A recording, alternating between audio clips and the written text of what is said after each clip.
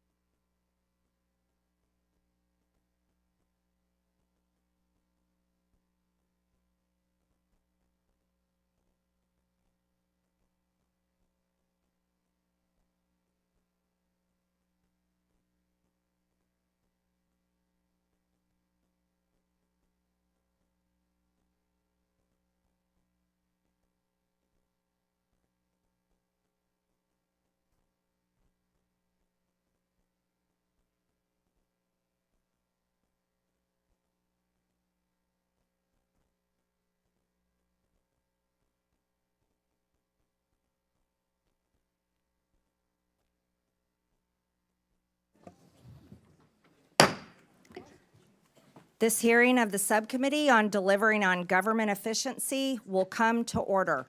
Welcome, everyone. Without objection, the chair may declare a recess at any time.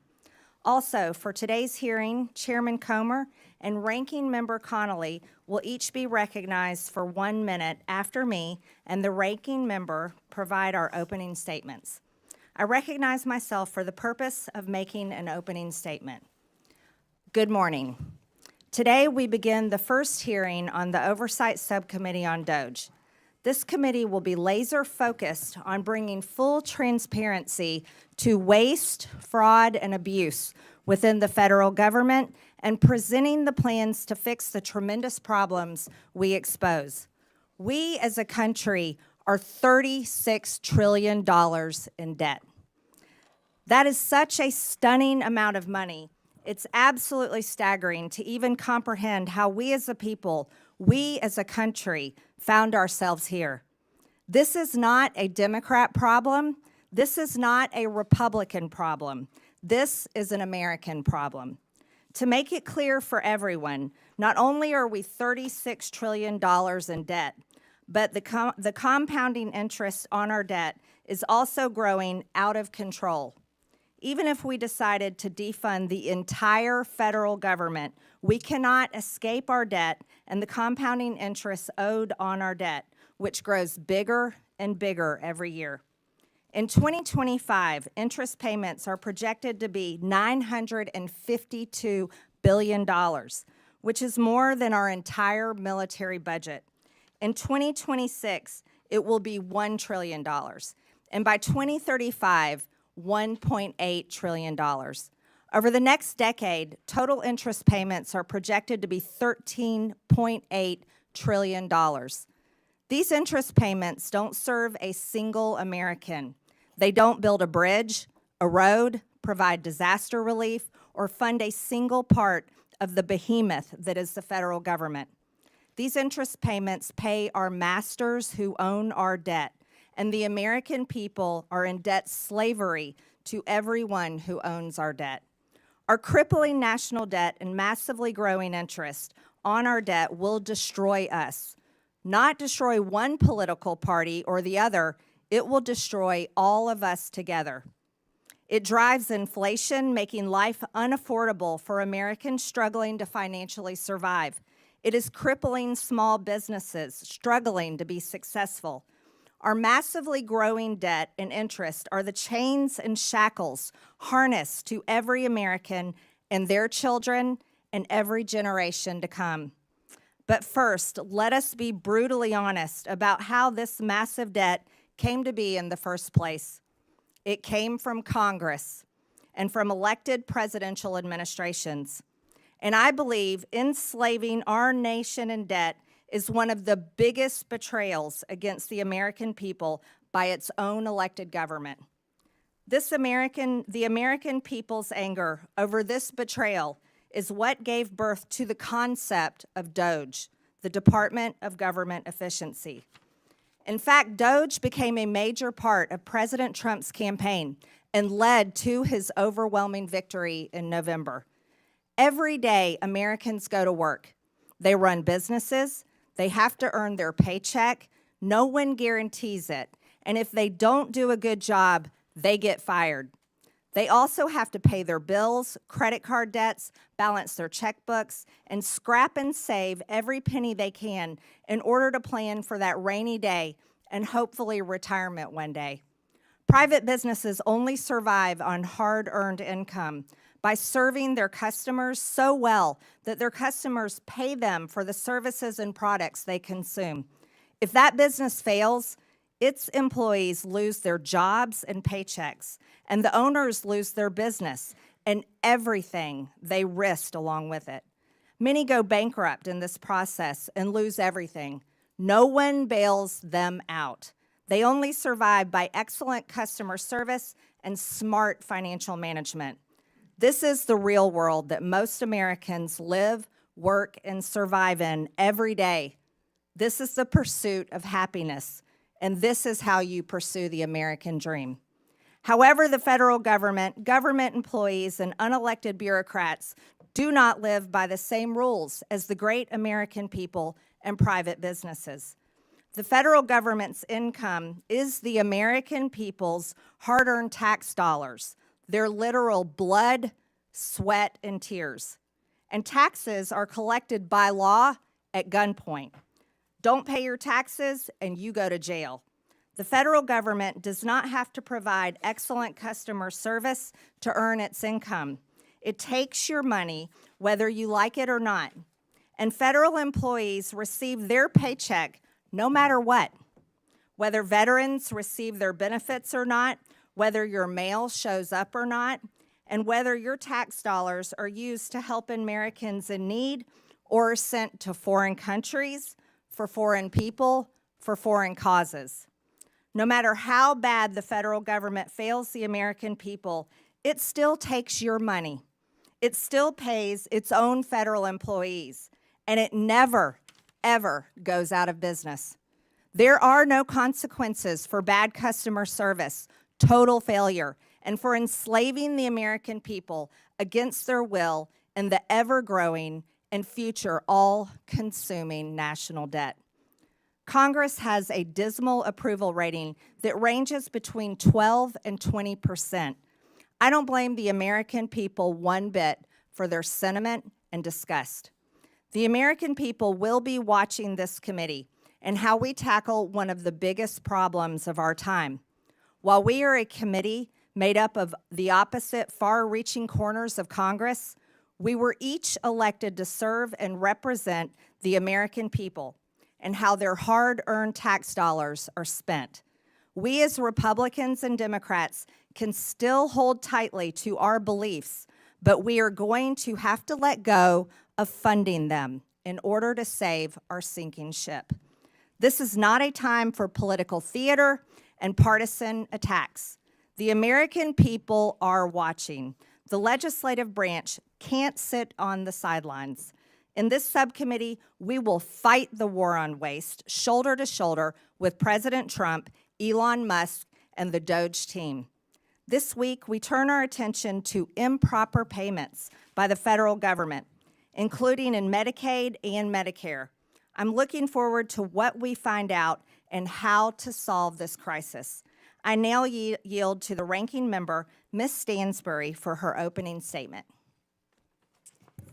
All right, well, good morning, everyone. Thank you, Madam Chair, and welcome to the very first subcommittee on government efficiency.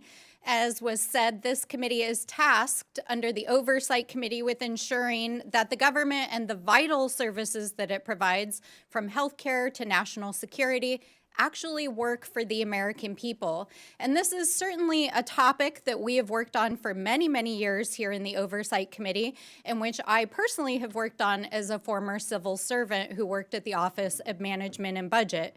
And in fact, for anyone who has ever worked on these issues, you know that there is ample ground for bipartisan work to make the government work better for the American people and to ensure that it operates in a more efficient manner. And in fact, all of us here on the Democratic side are ready to roll up our sleeves and to get to work.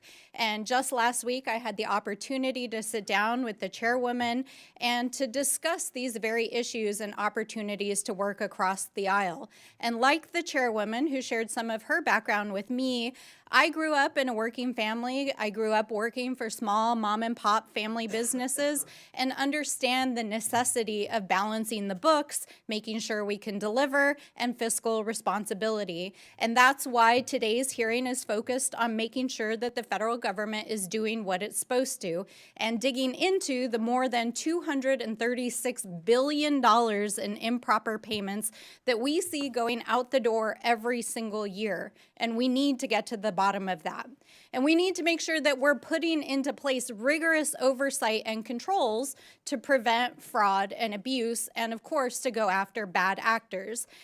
And that is why myself and the Oversight Ranking Member Connolly and other Democratic members of the committee sent a set of bipartisan ideas that we'd like to work on together that would root out waste, fraud, and abuse and modernize and streamline how our agencies deliver vital programs for the American people. These are programs that are important for our seniors and our families and healthcare and the education system, and we need bipartisan solutions to get across the finish line. And we've been trying over the last several years to get these ideas out of this committee, but unfortunately, the committee's priorities have been elsewhere under the current majority. So I hope we can fix that this Congress. But we can't just sit here today and pretend like everything is normal and that this is just another hearing on government efficiency. I mean, all you have to do is look across this room and see that it is not a normal hearing. Because while we're sitting here, Donald Trump and Elon Musk are recklessly and illegally dismantling the federal government, shuttering federal agencies, firing federal workers, withholding funds vital to the safety and well-being of our communities, and hacking our sensitive data systems.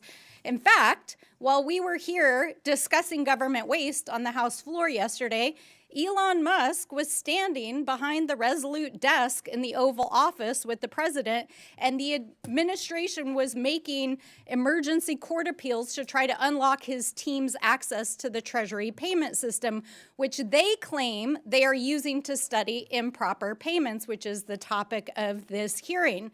But here's the thing. The Treasury payment system, which includes Social Security information and bank accounts for millions of Americans and data that's critical to national security and the operation of the U.S. government, and payments that go out the door annually equal to almost a fifth of the U.S. economy, is not where the payment decisions are made, because that happens inside the agencies that are currently being dismantled. And the people who actually investigate waste, fraud, and abuse at these agencies are the inspector generals, who Donald Trump fired his first week in office in a midnight massacre. So we have to ask ourselves, what is really going on here? Why did Republicans block Elon Musk from appearing before this very committee last week? Why is the administration so eager to allow Elon Musk and his hackers to have access to proprietary and private information in the Treasury payment systems? Why are our colleagues across the aisle shielding them as they are clearly breaking the law? And why is the vice president trying to rewrite the U.S. Constitution by tweet and undermine the judiciary? So obviously, we're in the Oversight Committee and we have a lot of questions, and so do the American people, especially while our colleagues across the aisle are trying to scoop up the savings from the dismantling of these agencies to pay for the largest permanent tax break in American history for billionaires and the folks that they're helping on their side of the aisle. So let me close by saying this directly to Mr. Elon Musk. We are well aware that you are eager to engage with members of Congress on social media, but we're not here to play. If you have serious desire to engage in democracy and transparency, we welcome you to the Oversight Committee. Come and testify in front of the American people under oath, because we want to know what you're up to. So if you're interested in talking to us, then please join us here in the People's House in the House of Representatives. And with that, I yield back. The gentlelady yields. President Trump signed an executive order on his first day in office called Establishing and Implementing the President's Department of Government Efficiency. The EO simply renamed an office in the White House that was actually established by President Obama in 2014 called the U.S. Digital Service. President Trump can have Elon Musk into his Oval Office anytime he likes. I now recognize the chairman of the Oversight Committee, Chairman James Comer. Well, thank you, Chairwoman Green, for holding today's hearing to launch a war on waste. President Trump won an electoral landslide with a clear mandate from the American people to eliminate Washington waste and stop the theft of American tax dollars. And he is delivering on his promise. President Trump has empowered Elon Musk and Doge to conduct a government-wide audit to identify solutions to curb waste and protect tax dollars. That's exactly what the mission of this committee is supposed to be, and I'm glad that my colleagues on the other side of the aisle have found a newfound interest in waste, fraud, and abuse. With a staggering $37 trillion in national debt, we have no time to lose. A key place to start is improper payments. Since 2003, the government has lost $2.7 trillion because of improper payments.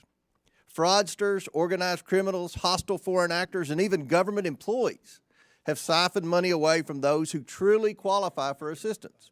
For years, Republicans and Democrats on the Oversight Committee have condemned this waste. But now that DOGE is taking real action, Democrats are choosing to defend the bureaucracy and status quo instead of standing up for the American people. I want to thank Chairwoman Green for holding this very important hearing, not only to expose the problems, but to find solutions. We stand with President Trump and DOGE in the fight to end waste, fraud, and abuse in Washington. With that, I yield back to Subcommittee Chairwoman Green, and congratulations again, Chairwoman, on holding this first hearing of the DOGE Subcommittee. Thank you, Mr. Chairman. The gentleman yields back. I now recognize the ranking member on oversight, Mr. Connolly. Excuse me. Thank you, Madam Chair. And thank you for having this first hearing on DOGE. Improper payments is not a new subject. I remember joining Steve Lynch and then Todd Platts, Republican member from Pennsylvania, in my freshman year, talking about improper payments. At that time, improper payments were in the range of $35 billion a year. They're now in the range of $280 billion a year. And times 10, we could cut almost $3 trillion from the debt if we addressed improper payments in a deliberative way, which GAO has called for in the high-risk category for years. We can also, secondly, enforce the tax code. It's estimated that at least $500 billion a year is left on the table uncollected but owed because of lack of resources in the IRS. Again, times 10 is $5 trillion over a decade. And finally, we can modernize federal IT systems, which we've championed for years on this committee. We know that legacy systems alone could save hundreds of millions of dollars a year in operating and maintenance costs. So if we want to be serious about it, let's be serious about it. But the way not to do it is to fire the people charged with the remit of waste, fraud, and abuse, namely inspectors general. President Trump has already now fired 19, including most recently the USAID Inspector General, who dared to warn that we could lose $500 million of food aid because it's in warehouses not being moved because of the funding freeze that was imposed in AID. That's a cost we need to avoid. And for doing his job, that IG was fired. If we want to be serious, we've got to have objective, neutral inspectors general who are monitoring government waste, fraud, and abuse and expenditures. And I think you would find Democrats more than willing partners in that kind of enterprise if we're going to be serious. But a wrecking crew, a wrecking crane, a wrecking ball is not going to do it, and we're not going to support that approach to waste, fraud, and abuse in the federal government. I yield back. Thank you. The gentleman yields. The President of the United States has the prerogative to fire anyone that has overseen $36 trillion in debt, enslaving the American people, and rightfully so. I'm pleased to welcome today's expert panel of witnesses who each bring unique experience and expertise that will be valuable to today's discussion. I'd first like to welcome Mr. Haywood Talcove, the Chief Executive Officer for Government at LexisNexis Risk Solutions, Inc. His commitment to customers' needs allows LexisNexis to develop market-leading solutions that have enabled customers to stop fraud, waste, and abuse. Next, we have Mr. Stuart Whitson, the Senior Director of Federal Affairs at the Foundation of Government Accountability. Stuart was previously a special agent in the FBI, a U.S. Army veteran, and now spends his time at FGA advocating to improve welfare, the workforce, and other policy. Next, we have Ms. Dawn Royal, a certified welfare fraud investigator in the state of Wyoming and director for the United Council of Welfare Fraud. She advocates for investigating and preventing fraud of government benefits and has done so over the past 16 years. Finally, we have Mr. Dylan Hetler-Goddett, the Director of Government Affairs at the Project on Government Oversight. Dylan leads advocacy efforts and policy reforms to a wide range of good governance. I thank each of our witnesses for being here today, and I look forward to your testimony. Pursuant to Committee Rule 9G, the witnesses will please stand and raise their right hand. Do you solemnly swear or affirm that the testimony you are about to give is the truth, the whole truth, and nothing but the truth, so help you God? I do. Let the record show that the witnesses answered in the affirmative. Thank you. You may take a seat. We appreciate you being here today and look forward to your testimony. Let me remind the witnesses that we have read your written statement and it will appear in full in the hearing record. Please limit your oral statement to 5 minutes. As a reminder, please press the button on the microphone in front of you so that it is on and the members can hear you. When you begin to speak, the light in front of you will turn green. After 4 minutes, the light will turn yellow. When the red light comes on, your 5 minutes have expired, and we would ask that you please wrap up. I now recognize Mr. Talcove for his opening statement. Chairwoman Green, Ranking Member Stansberry, and distinguished members of the committee, for over a decade, a silent war has been waged against American taxpayers, not with bombs or guns, but with data and technology. Outdated government systems permit criminals to access unlimited sums of money. During the pandemic, they stole $1 trillion. 70% of those dollars went overseas. Shockingly, it's just not criminals exploiting the system. It's the flawed system itself acting as the accomplice. If left unchecked, the U.S. government will continue to lead the world in funding cyber criminals. This is a data and technology problem, and it demands a data-driven response. Criminal syndicates have turned benefit programs into their personal ATM machines, exploiting those in need who wait months for benefits that may never come. These ruthless crooks use our money to fund child trafficking, disperse drugs in our communities, and terrorism. For years, criminal networks have stolen personal information from the public and private sector. They exploit real identities to manipulate antiquated government systems, siphoning off billions in taxpayers' hard-earned money. We continue to pay benefits to deceased and incarcerated individuals, direct money to bad actors flagged on the do not pay list, and overlook duplicate Social Security numbers by not following best practices. During the pandemic, a simple cross-check of PPP loan recipients against IRS records would have exposed massive fraud and prevented payments to transnational criminals who sold their quote-unquote sauce on the dark web.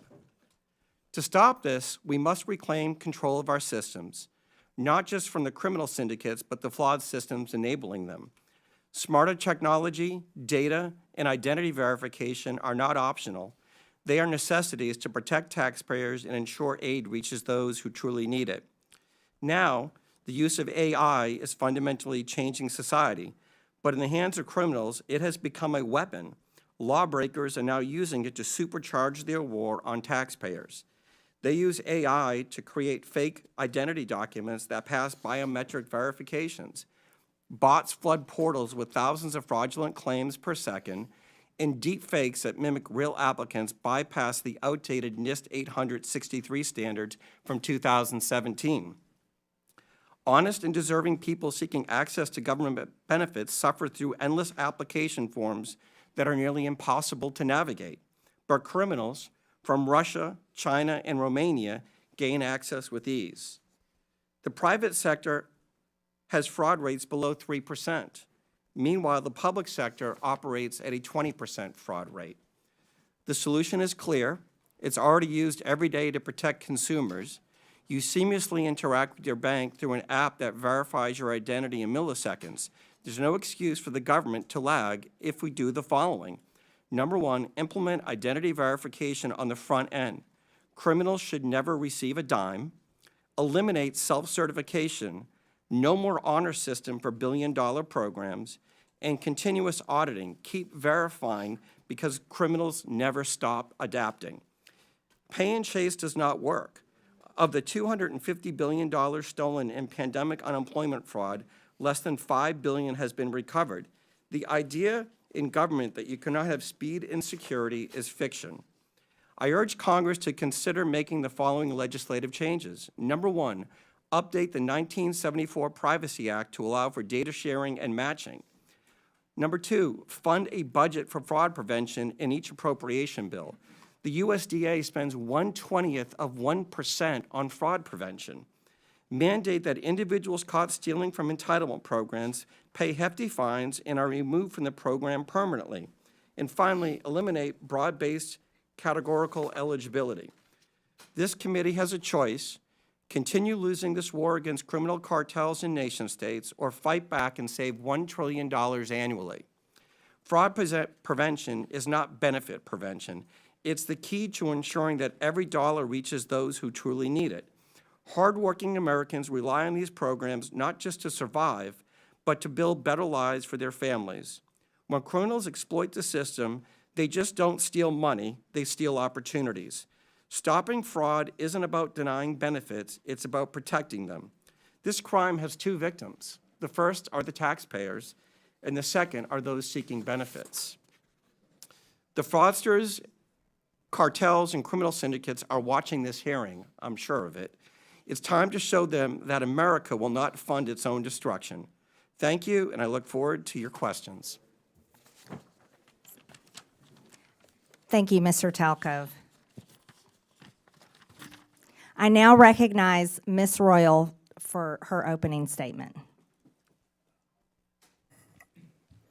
Good morning, Chairwoman Green, Ranking Member Stansberry, and committee members. My name is Dawn Royal. I'm a certified welfare fraud investigator, two-term past president, and a current director of the United Council on Welfare Fraud. The United Council on Welfare Fraud is a national professional organization dedicated to protecting the integrity in our nation's public assistance programs. We are the only national organization singularly focused on the detection, prevention, and prosecution of welfare fraud. For too long, agency bureaucrats have pitted citizens' access to welfare programs against the integrity of those programs.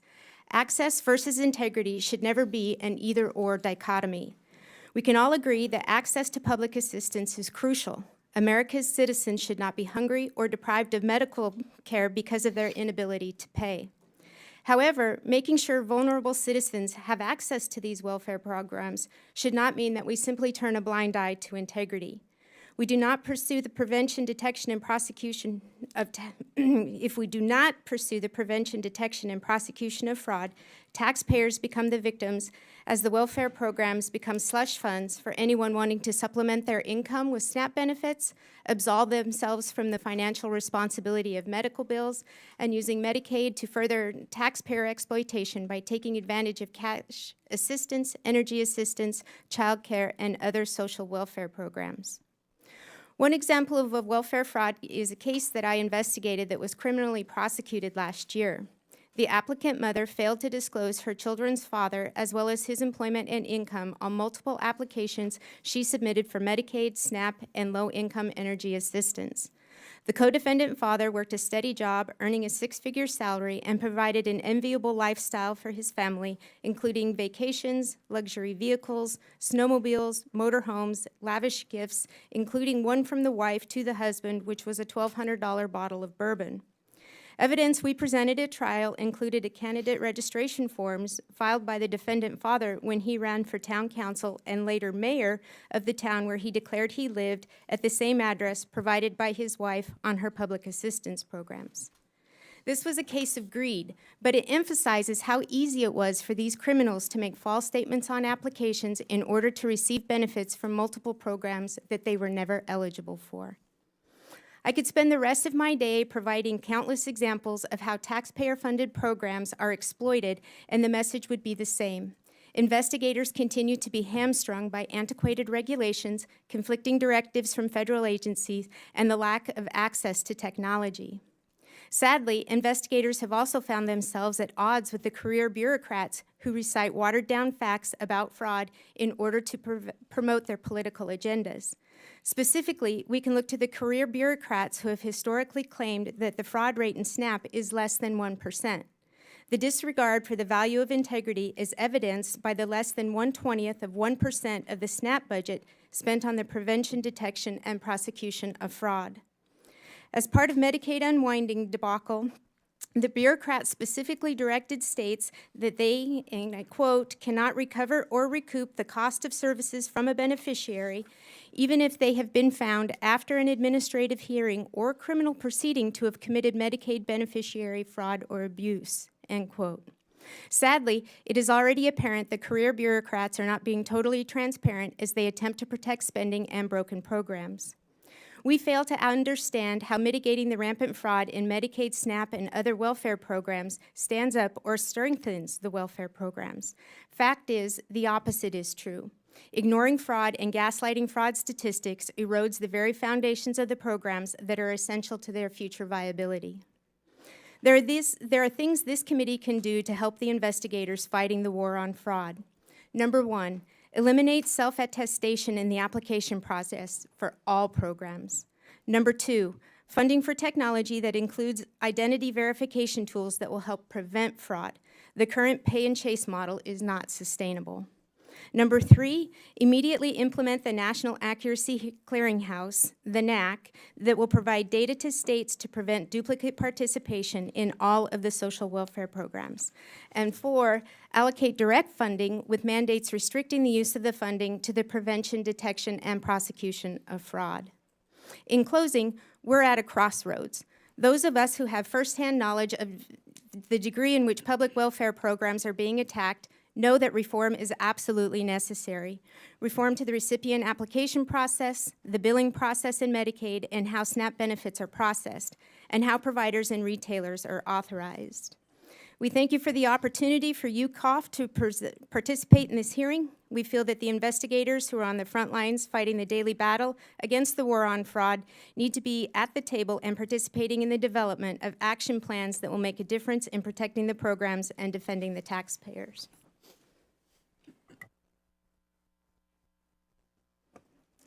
Thank you, Ms. Royal. I now recognize Mr. Whitson for his opening statement.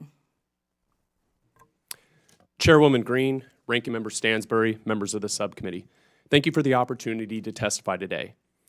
On the campaign trail, President Trump promised to take on the bloated bureaucracy in D.C., rebuild trust in the DOJ and the FBI, crack down on waste, fraud, and abuse, and restore common sense. And on day one, he started delivering on those promises with a wave of executive orders and the official launch of Doge, which he, of course, tasked Elon Musk to lead. Already, Doge efforts have brought to the public's attention countless examples of wasteful spending, including $59 million paid to luxury hotels in New York to house illegal immigrants, $1.5 million to advance DEI in Serbia's workplaces, $32,000 for a transgender comic book in Peru. The list goes on. But rather than applauding the work of Doge, the left has launched a coordinated campaign to try to demonize Mr. Musk with the hope of shifting focus away from the disastrous waste, fraud, and abuse that occurred on Biden's watch. But guess what? It's not working. Because no matter what political party people hail from, the vast majority of Americans agree that $10 million worth of food funneled to Al-Qaeda was probably not the best use of taxpayer money. But there's another source, a key source of wasteful spending that Doge and the subcommittee should set their sights on next, and that's Medicaid waste and fraud. While initially meant as a program for the truly needy, Medicaid has bloated into a massive welfare program for millions of able-bodied adults lured into the trap of government dependency. And as Medicaid has grown, so too has mismanagement. Today, more than $1 in $5 spent on Medicaid is improper. In Medicaid alone, fraud and mismanagement is on track to cost U.S. taxpayers, get this, more than $1 trillion over the next 10 years. When it comes to the problem of improper payments, the Medicaid program is the biggest culprit, encompassing nearly 1/3 of all federal improper payments. And more than 80% of Medicaid improper payments are due to one thing: eligibility errors. If Congress wants to help President Trump address wasteful spending, then targeting eligibility errors in Medicaid should be one of your top priorities. Bottom line, to address this challenge, Congress can take 3 decisive actions. So first, Congress can strengthen the Medicaid program through legislative action. That would include repealing Biden's disastrous Medicaid streamlining rule, which ties the hands of states trying to remove ineligible enrollees. You can and should do this through reconciliation, and it will produce $164 billion in savings if you do. You can also strengthen verification requirements to ensure only eligible individuals receive benefits and ensure a nationwide NAC is implemented without delay. Second thing Congress can do is help President Trump's DOGE effort by ensuring that entrenched partisan bureaucrats don't stand in the way of reform. So Musk and his DOGE team have already found hundreds of billions of dollars funneled into wasteful, fraudulent, and flat-out insane projects. But they've only scratched the surface. If this much fraud has been exposed in just a few weeks, imagine what else is buried under layers of red tape and government excuses. But guess what? All of these insane projects have one thing in common. They were all approved and funded by unelected bureaucrats. And these and other entrenched bureaucrats are already pledging to fight against President Trump's efforts to improve government accountability and efficiency. Personnel is policy. And without competent staff to faithfully execute the president's agenda, the DOGE project will fail. And this is where Congress can help. Congress can support the president in carrying out his DOGE effort by making all executive branch employees at will, codifying the president's authority to fire unproductive or insubordinate agency employees as needed. At the same time, Congress can grant the president authority to permanently eliminate vacant positions and consolidate non-essential positions across agencies and departments to help promote efficiency and put the right people in the right seat. The third thing, Congress can make President Trump's DOGE cost-cutting and deregulatory reforms permanent by passing the REINS Act. And so there's only one big problem with the DOGE effort. Most of its work can be undone by a future president with the stroke of a pen. To make President Trump's DOGE reforms permanent, Congress must act. And the best way to do this is to pass the REINS Act. This would return Article 1 budgetary power of the purse to Congress while promoting deregulation. It would also help lock in the DOGE reforms and cement President Trump's legacy as the most consequential deregulatory and cost-cutting president in U.S. history. The American people are watching. It's time for Congress to act. Thank you, and I look forward to your questions. Thank you, Mr. Whitson. I now recognize Mr. Hetler Goddett for his opening statement. Thank you, Chairwoman Green, Ranking Member Stansberry, and members of the subcommittee. My name is Dylan Hetler Goddett, and I am the Director of Government Affairs at the Project on Government Oversight, or POGO. I appreciate the opportunity to be with you here today to talk about the critical issue of bringing more accountability and transparency to federal spending, including rooting out waste, fraud, and abuse.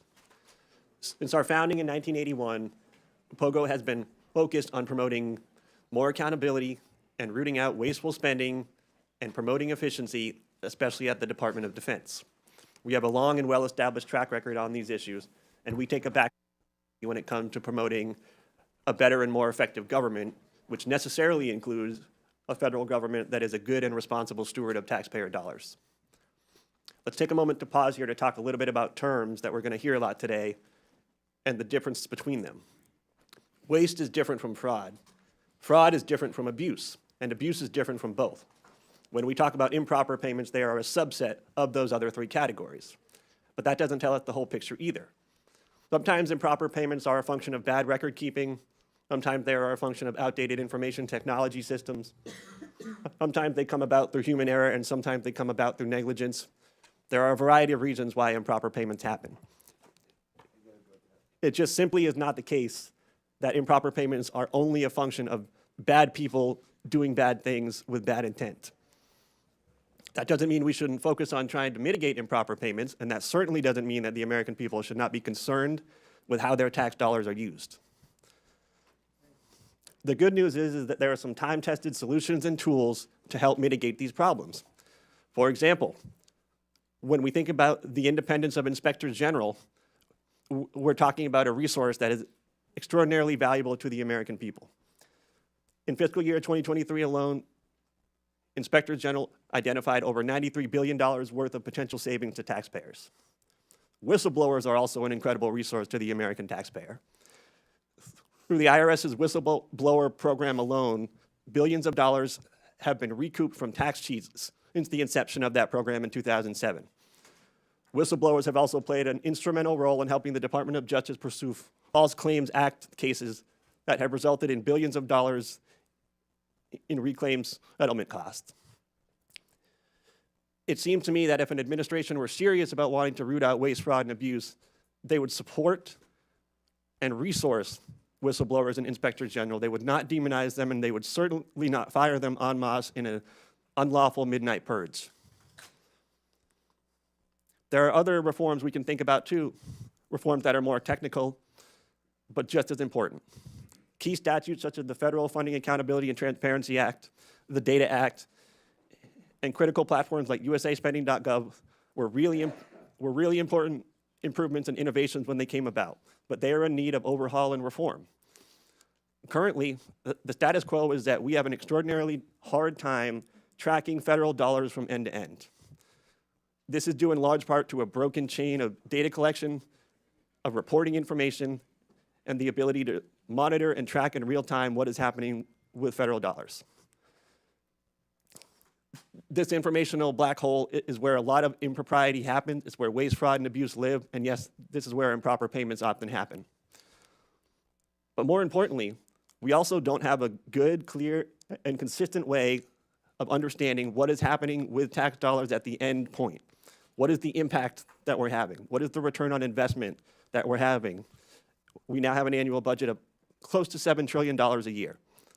We can't say with any degree of clarity and consistency what we're getting for all of that money. We have some more good news, though. There are bipartisan efforts, and there have been for years, to try and clean up this situation. We at POGO have had the privilege and pleasure of working on some of those initiatives. We were a part of the Federal Taxpayers' Right to Know Act being passed into law just a couple of years ago, which created for the very first time a program inventory of all the programs in the federal government, and that would be available to the public. We have worked with a member of this very committee, the House Oversight and Accountability Committee, to introduce a piece of legislation that would bring more transparency to federal subaward reporting. We have supported and endorsed multiple pieces of legislation that take direct aim at the improper payments issue. We also have additional ideas that don't yet have congressional champions. One proposal is to clean up and modernize and standardize the award descriptions that are available in USA Spending to make them more useful and relevant. We have another proposal to harmonize the amount of data and information we collect between contract spending and non-contract spending. We stand ready, willing, and able to work with anybody who wants to work with us on these common sense solutions. Lastly, I want to put in a quick word for Congress. Yeah. And specifically, I want to The gentleman's time has expired. Apologies. Yes. I can't see the flashing light. That's okay. Thank you, Mr. Hetler. Got it. We appreciate your testimony. I now recognize myself for 5 minutes of questions.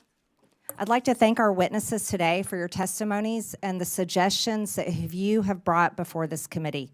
I'd also like to thank Chairman Comer for this opportunity to chair the Historic Oversight Subcommittee on DOJ. Americans are shocked to learn that $2.7 trillion of their hard-earned tax dollars have been stolen or wasted in improper payments since 2003. You see, in the private sector, companies can't continue to run if they keep employees that allow waste and abuse with their resources. But that has continued for decades here in the federal government. Mr. Talcove, do private sector companies have a lower rate of improper payments than the federal government? Yes, the fraud rate that the criminals are taking advantage of in the public sector is around 20%. In the private sector, it's around 3%, and it's really because the tools that are used in the private sector aren't used in the public sector. Front-end identity verification, self-certification, and then finally making sure that individuals are who they say they are. If we start using these tools, you will see the fraud rate go down dramatically, because for the most part, this fraud isn't taking place by real individuals. It's individuals whose identities have been stolen on the dark web. They use that information pretending to be somebody else, and because of the antiquated systems, processes, and technologies in place in government programs, they're able to steal at scale. Right. So, Mr. Talcove, we would say that private companies that pretty much have to exist on a 20% profit rate, they're not allowed. They can't continue to be successful if they were to allow their customers' data to be stolen like that and used by criminals. However, the federal government, who can continue printing checks and continue in operation, never fixes its problems because it can't be forced to go out of business. Would you agree with that? Yes or no? Yes. One of the things I noticed during COVID was the criminals learned that government was the mark because it never runs out of money. And they focus on it at scale, and then the likelihood of getting caught is virtually zero. I think it's outrageous for Americans to know that their identity can be stolen and then used for child trafficking, drug trafficking, and terrorism, like you stated in your opening statement. Ms. Royal, your testimony states that many programs operate under essentially an honor system in which applicants need not verify their identity, income, residency, or other key eligibility factors. You call this a trust everyone instead of a trust by verify approach. Does this mean the federal government in some states are giving out billions of dollars to individuals without verifying who they are or whether they meet program eligibility requirements? Yes, ma'am, that's correct. That's outrageous. Do states have enough incentive to prevent fraud and to recover improper payments? No, and in fact, states are hesitant to spend their state dollars to protect federal dollars. Would greater investment in program integrity efforts yield a positive return for taxpayers? Yes, it could easily be self-funding. Amazing. Mr. Whitson, your testimony states that both the Biden and Obama administrations issued rules and guidance that made it harder for states to verify eligibility for Medicaid. You say that repealing Biden's Medicaid streamlining rule would save $164 billion over 10 years because the rule restricts eligibility verification that states can perform. Can you explain why this rule is so costly? Yeah, so the rule does a number of things, but for instance, it prohibits states from verifying eligibility more than once a year. So for non-disabled folks to just go in and look and say, hey, are you still eligible for the program? It says you are forbidden from doing that any more often than once a year. And so obviously people's lives change, and so they may become ineligible, and so it's designed to keep them on the program.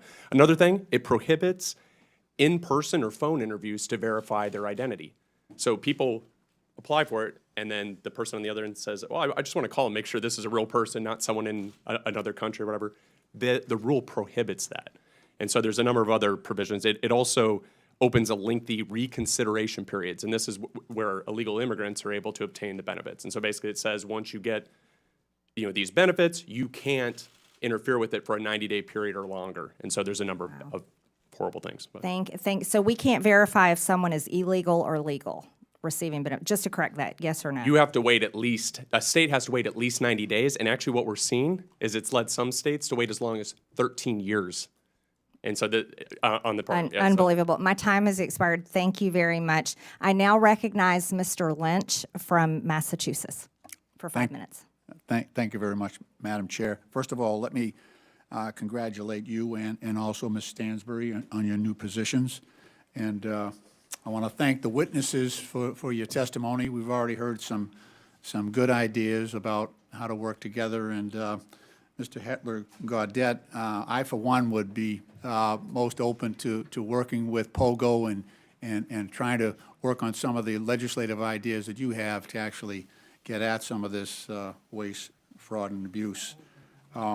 Since this is my first opportunity to speak in this new subcommittee as the representative for the 8th Congressional District in Massachusetts, I want to first of all make clear that my primary purpose in seeking appointment to this subcommittee is for the singular and sacred purpose to defend our democracy, which I believe is under attack in this country, and to uphold my oath to support and defend the Constitution against those who might secretly or openly seek its destruction. Make no mistake, this is a moment for representative democracy. This is a test of our resolve. In the coming days and weeks, we will all get to decide whether we stand with a couple of billionaires who, despite their own financial successes, still harbor such grievances in their hearts that after all that democracy has provided to them, they remain animated by the desire to dismantle this democratic government and to punch down at some of the weakest and most vulnerable in our society. Two men who clearly understand that the easiest way to incite large numbers of people is to use social media to exploit the dynamic forces of hatred and fear. Madam Chair, if we're going after waste, fraud, and abuse, let's start with abuse. Abuse of power. As of yesterday, there were 55 lawsuits under consideration by the federal courts across our nation as a result of Elon Musk's and President Trump's unlawful acts. Many of those lawsuits have already been sustained by the federal district courts and orders have been rendered to undo those unlawful acts. But this is just the beginning, and Congress has an important role to play, and I, for one, look forward to that opportunity. This is a moment of great consequence for our country and for our democracy, and I remain grateful to the good people of the 8th Congressional District of Massachusetts who sent me here. Mr. Hetler-Gaudette, again, happy to join you on some of your efforts. POGO has worked very closely with our IG community, is that right, the Inspector Generals? Yeah, that's correct, Congressman. I know your work is very much similar to what we ask our Inspectors Generals to undertake. I want to ask you, what do you think? So in the most recent report from the Inspector Generals, and this is the Council of the Inspector Generals, a nonpartisan group on integrity and efficiency in government, they identified more than $93 billion in potential savings. So the first thing that President Trump did coming into office was to fire 17 agency inspectors general. What can you tell us from POGO's standpoint? What does that do to our ability to identify and root out waste, fraud, and abuse? Thank you, Congressman. I would say, to put it simply, it completely undermines our ability to root out waste, fraud, and abuse. Inspector General exists for essentially one purpose, and they were originally created in the immediate aftermath of Watergate, and I think you all probably do not need me to give you a history lesson at all on what happened in the Watergate era. There's a reason they were created at that time, because there was a lot of waste, fraud, and abuse happening, and there were not cops on the beat that were internal, that were independent, that were situated in agencies to be able to find these things and expose them and do something about them. That's what Inspector General exists to do. So it's completely anathema to, I'd say anathema to any stated mission to find cost savings and to root out waste, fraud, and abuse, to fire Inspector General and to undermine them. It makes no sense. Those two things do not add up. Thank you very much. The firings that occurred on the when President Trump came to office included the Special Inspector General for Afghan Reconstruction, Mr. Sopko. I actually did over 20 trips to Afghanistan working with him. He actually uncovered $4 billion in savings in rooting out American taxpayer waste being conducted in Afghanistan. The IG at the Department of Defense, the agency. The gentleman's time has expired. Okay. Thank you, Madam Chair. I yield back. Thank you. Okay, Appreciate thank you. that. Thank you. I now recognize the gentleman from Texas, Mr. Cloud. Thank you, Madam Chair. For far too long, D.C. politicians have gotten away with measuring their personal value and worth by how much of other people's money they give away. And for far too long, they self-righteously have opined that this spending was for altruistic purposes given out of care and compassion. For far too long, they've been more concerned with looking like they cared than having enough care and concern to actually do the due diligence to ensure that the tax dollars were being used wisely and effectively. And for far too long, those of us who've worked to uncover waste, fraud, and abuse have had to deal with what amounts to an unconstitutional fourth branch of permanent bureaucracy that has too often worked to ignore, obfuscate, delay, and frustrate our efforts to bring transparency and oversight. Over the last few weeks, the DOGE effort has begun to uncover not only how massive the waste, fraud, and abuse is, but also the extent at which D.C. politicians and too many obstinate bureaucrats have coordinated to create what is essentially the largest money laundering scheme in history. And while Americans have been working to make ends meet, They have been using taxpayer dollars to fund unnecessary, egregious, and even evil things here at home and around the world. Thankfully, in DOGE, we have a president bringing the leadership needed and a focused effort, along with the talent, technology, tools, and transparency to this waste, fraud, and abuse.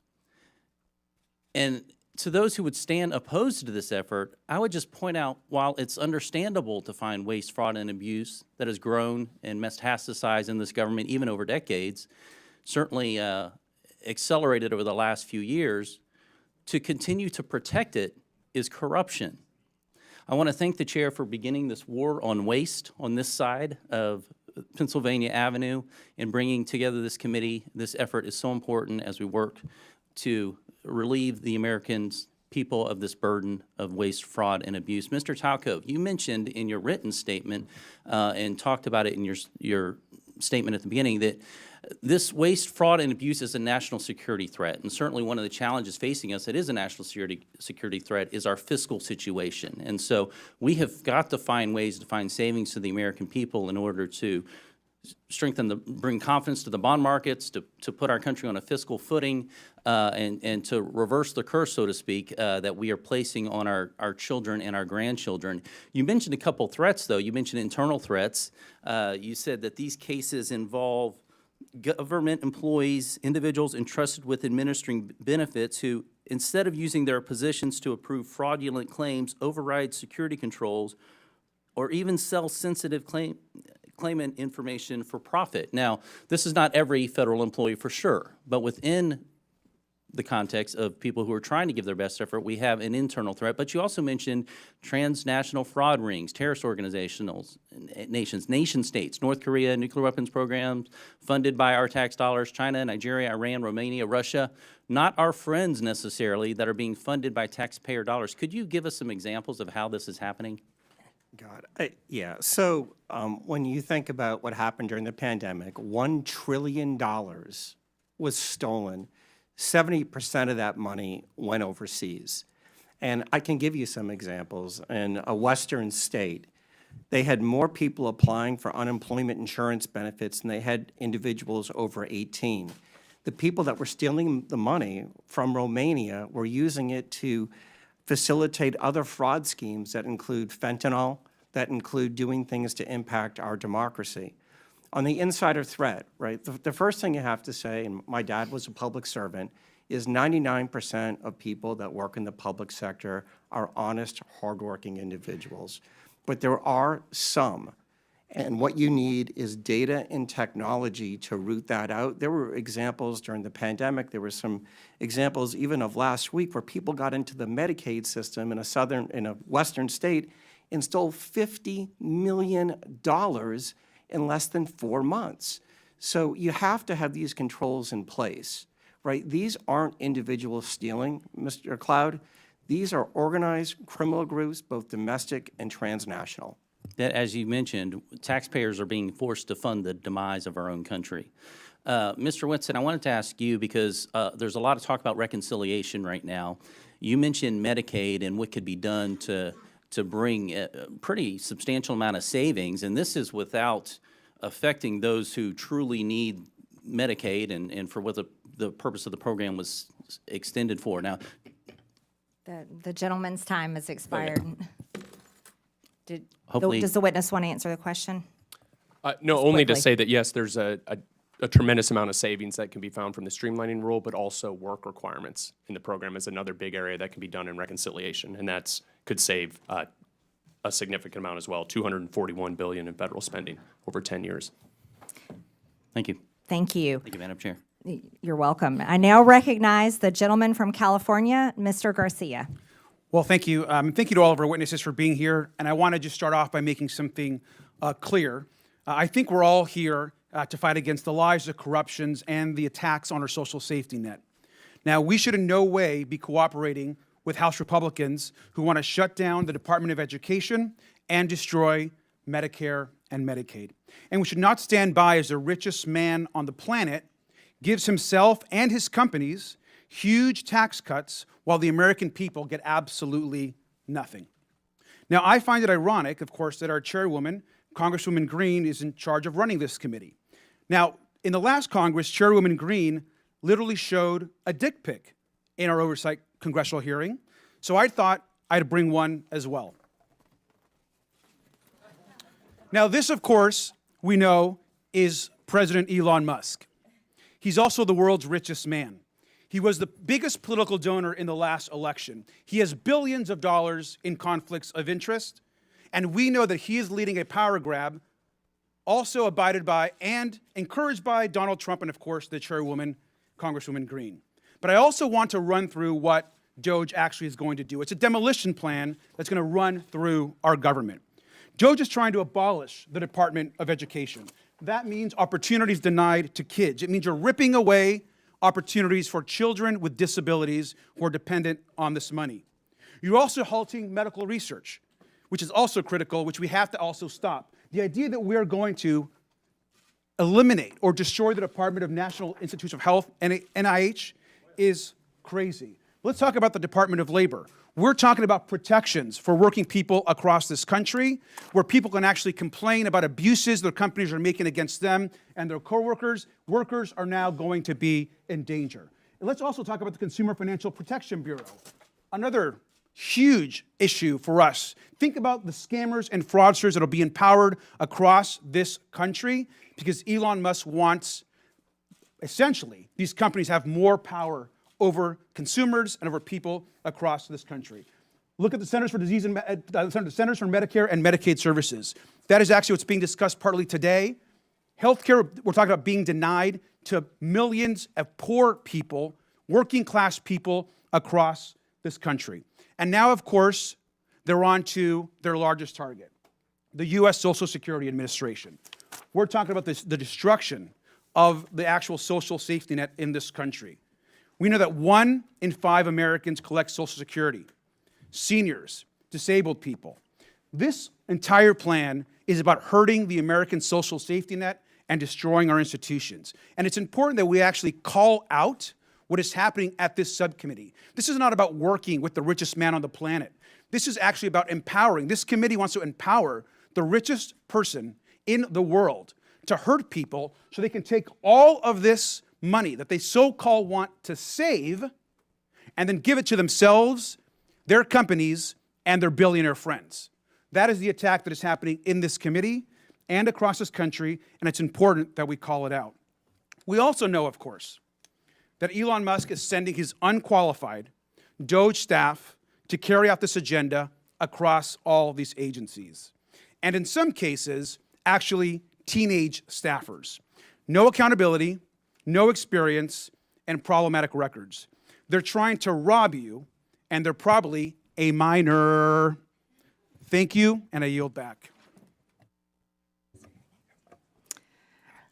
The gentleman yields, and I now recognize the gentleman from South Carolina, Mr. Timmons, for 5 minutes. Thank you, Madam Chair. I find it sad that my colleagues across the aisle can't take this seriously. We have $36 trillion in debt. We run an annual almost $2 trillion deficit. When I got elected 6 years ago, we had $21 trillion in debt. So in 6 years, we've added over $15 trillion to the debt. And guess what?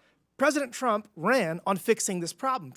President Trump told the American people he would right the ship financially, and he said during the campaign that Elon Musk was going to be the person to lead this charge. The man that has turned business after business around, he's the richest man on the planet because he succeeds at his endeavors, and that's why President Trump has appointed him the head of this effort.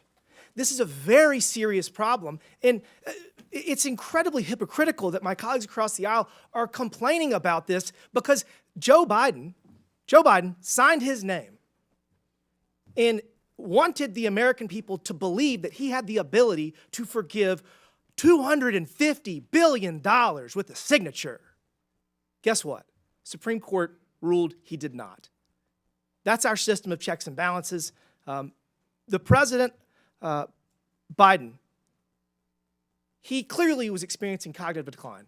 He didn't even have the ability to be charged with a crime as determined by his own Department of Justice. But he signs his name and he thinks it gives a $250 billion away, redistributes taxpayer dollars. It's just crazy that we can't come together to address the greatest national security threat facing this country, our debt. Now to the task at hand, Medicaid fraud. Mr. Talcove, if we implement enhanced identity verification and enhanced income verification, what will happen? How much money will we save?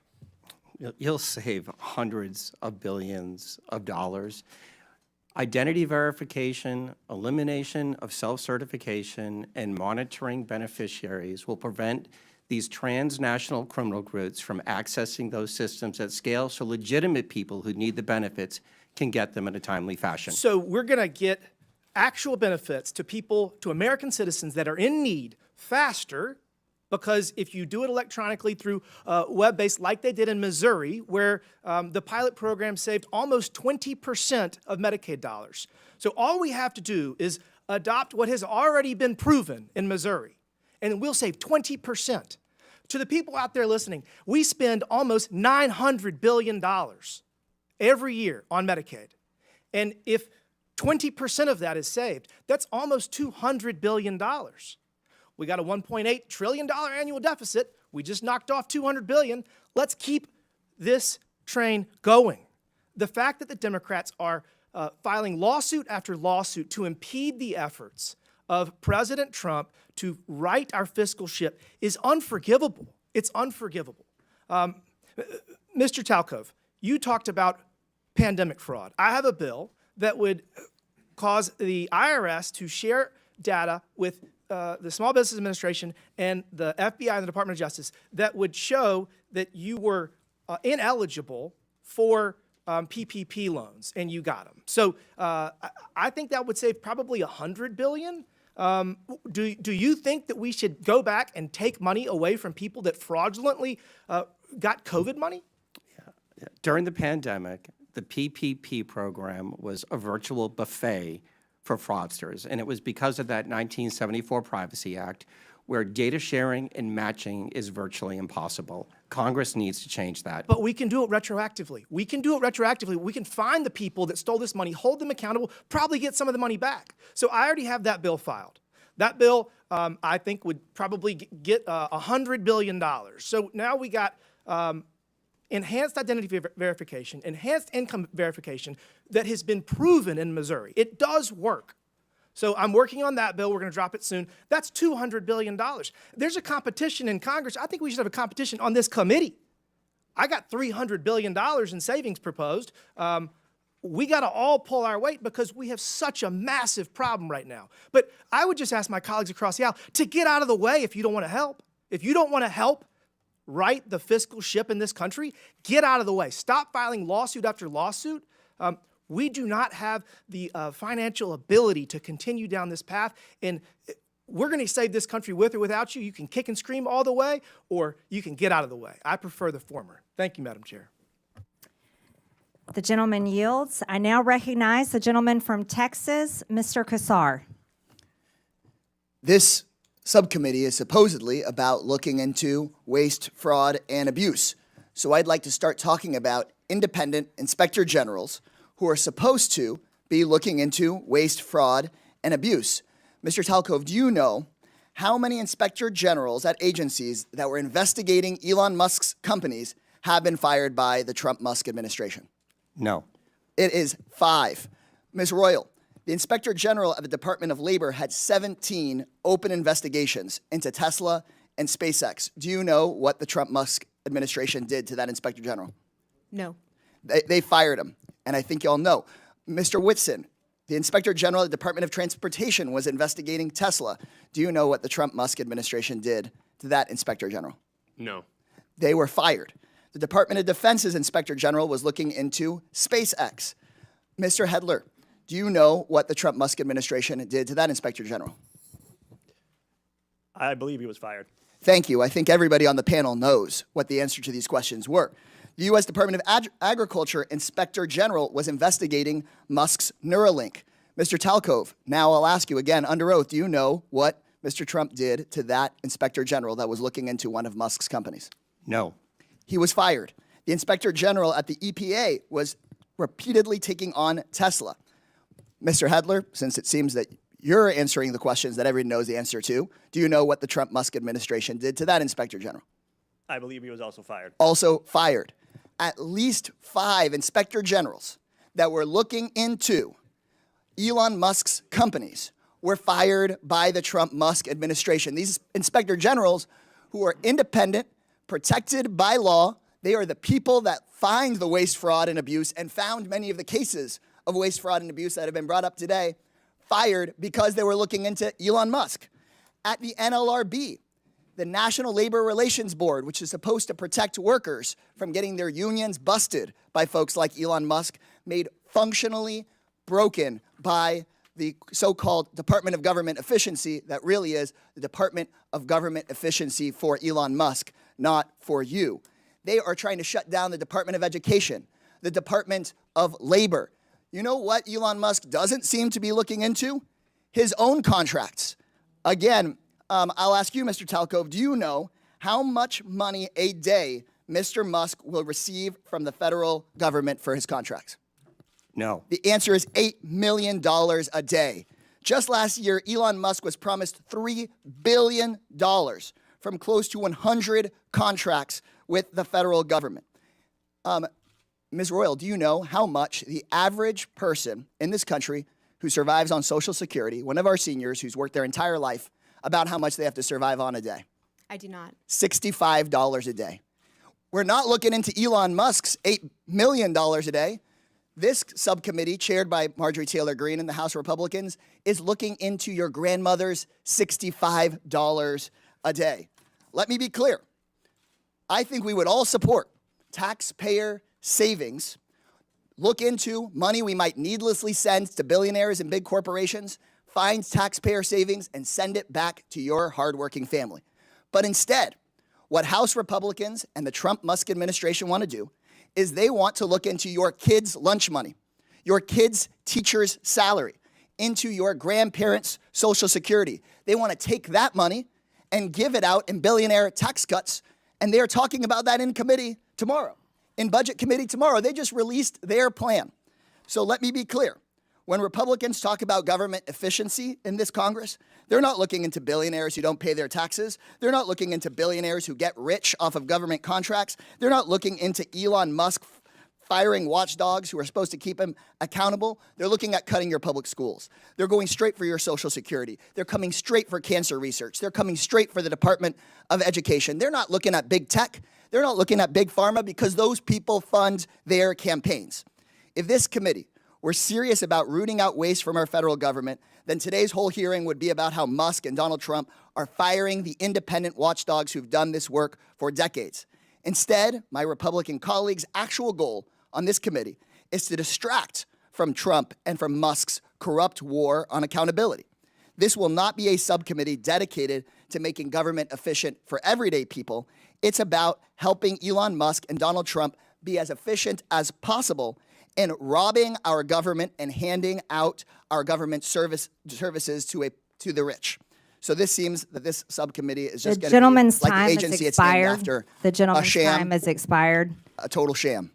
The American people are $36 trillion in debt.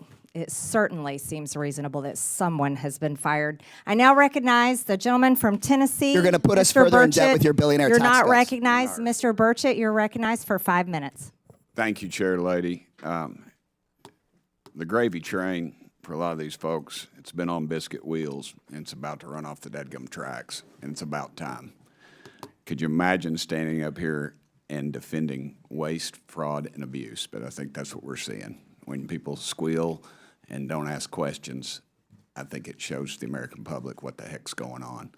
And that little gravy train is getting ready to run out. The spigot is getting ready to be turned off. Mr. Talcove, that's correct how you say your name, brother? Yes, sir. All right. How can the federal government improve identity verification for these entitlement programs? Yeah, it's doing what the private sector does every single day, whether you use your bank, you go to Amazon, using those tools. and moving away from some of the dated compliance standards that the federal government uses, NIST IAL 863, 2017, before there was anything called deepfakes and generative AI tools. I was informed that PayPal has never been, they've never been able to crack into that and steal people's vital information. Are they using those systems that you would be favorable towards that government seems to be shying away from? Yes, sir. And describe that, how that works. They're systems that are based on encryption. They use technology and they use data to validate you are who you say you are. The people that are stealing right now, I believe a lot of them are actually ghosts from China, Russia, Nigeria, and Romania. I read a report today that North Korea was involved in this, in some of that as well. They are. And those people are our enemies. Again, they'll hate us for free. We don't have to give them taxpayer money. And are there loopholes that can be closed to avoid these improper payments? And I wish you'd describe those to me. All right. The biggest, most important thing, particularly in the benefit program space, is the use of self-certification. As Mr. Timmons noted, the state of Missouri is using a solution called Steady IQ to validate wages and wealth. You cannot allow individuals to provide the information based upon what they think. It has to be based on what you know, and that will stop the ghosts from using people's identities to steal money from U.S. taxpayers. How much money do you calculate is wasted due to waste, fraud, and abuse in the entitlement programs each year? Yeah. My number right now between federal, state, and local government is you can save $1 trillion a year by simply putting in front-end identity verification, eliminating self-certification, and monitoring the back end of the programs that are providing the benefits. Those three things. You said you could eliminate that, but are there others you feel like some more low-hanging fruit? I would start with those three things because they're simple. That'll take that 20% fraud rate that you're seeing in the public sector down below 5%. Chair Lady, I would suggest that we adopt Mr. Timmons' legislation and get that out of the committee as fast as possible. What actions also could Congress take to fix these problems quickly? Yeah, I think the first thing is updating and redoing the 1974 Privacy Act. That is virtually impossible to do data matching. It's very difficult to have data shared. And when you look back at the pandemic, data sharing and data matching would have stopped probably 50% of the $1 trillion that was stolen from taxpayers. Do any of y'all like to add anything to that? Congressman, I would just add that rather than accepting self-attestation, that states should have to be required to actually verify people's identities. And here's the key part: before they get enrolled. They shouldn't get enrolled and then eventually come down later on down the road. It's amazing to me. I have a doctor's appointment back in Knoxville, and the verification process is very extensive. It's more so than the federal government requires for any of this. What type of computer systems are these agencies using, and do they need updating? They're using very dated technology, but they're also burdened. I look at the USDA, 6.2 million words in a 10,000-page document that shows how to implement the rules of the program. Nobody can figure that out. So one of the things that I think has to happen is the simplification of these processes and systems, and then just use the technology that we use every day in the private sector. Okay, thank y'all so much for being here. The gentleman's time has expired. Thank you, Chair Lady. I now recognize the gentlewoman from Texas, Ms. Crockett, for 5 minutes. Thank you, Madam Chair. And Mr. Talcove, I'm just going to go ahead and pick up where you left off really quickly. Just to be clear, the upgrades that you're talking about as it relates to our data processes, these aren't things that would be free, are they? They would cost some kind of money. Not looking for a number, but they will cost, correct? some are free and some would cost money. Okay. All right. So I just want to leave it there because we've had a number of these hearings. So I do want to be clear, before the Trump administration came in, this committee did exist in the form of the Oversight Committee, and our task is to root out waste, fraud, and abuse. In that vein, we had a number of hearings, at least last term. I can't speak for any other term as I'm only in my sophomore term, and we dealt with improper payments. And interestingly enough, our chairwoman, who is so passionate about this today, she missed every single one of those improper payment hearings. But just to be clear, I was there, so I don't want anyone to believe that Democrats just come to work and don't plan to do work. In fact, I'm trying to figure out exactly what it is that the Republicans believe our job is, because right now they have relinquished their constitutional duties over to an unelected bureaucrat, someone who no one went out to vote for. And absolutely, he is occupying the Oval Office, as we saw yesterday. And that is a first for me, to see someone occupying the Oval Office who's never actually been elected to the Oval Office and actually answering more questions than the person that allegedly got elected. But for whatever reason, this is the first time we're having a DOGE subcommittee hearing, and that guy's not here. Instead, we have y'all. So I do want to thank you for coming. But I will say this. It's also interesting to me that in the first few days of DOGE existing, we know that they are trying to get rid of the Department of Education, USAID, Consumer Financial Protection Bureau. They're laying off FAA workers. They are going after the FDA, the CDC, the HHS, the FBI agents, and they're talking about getting rid of FEMA. And they brought y'all in. And I am going to say that I actually was shocked that there was only one person that seemed like he was an overt Trumper as you laid out your opening remarks, because I anticipated that at least one of y'all would say, yes, what Elon is doing is exactly what we would prescribe. But instead, I will applaud you because you actually were focused. You talked about what the American people are looking for us to do. We've actually consistently on this side of the aisle promoted this idea of making investments into technology so that we can do things such as, say, look at the Department of Defense. The Department of Defense that takes up approximately 50% of our discretionary income, or our discretionary spending.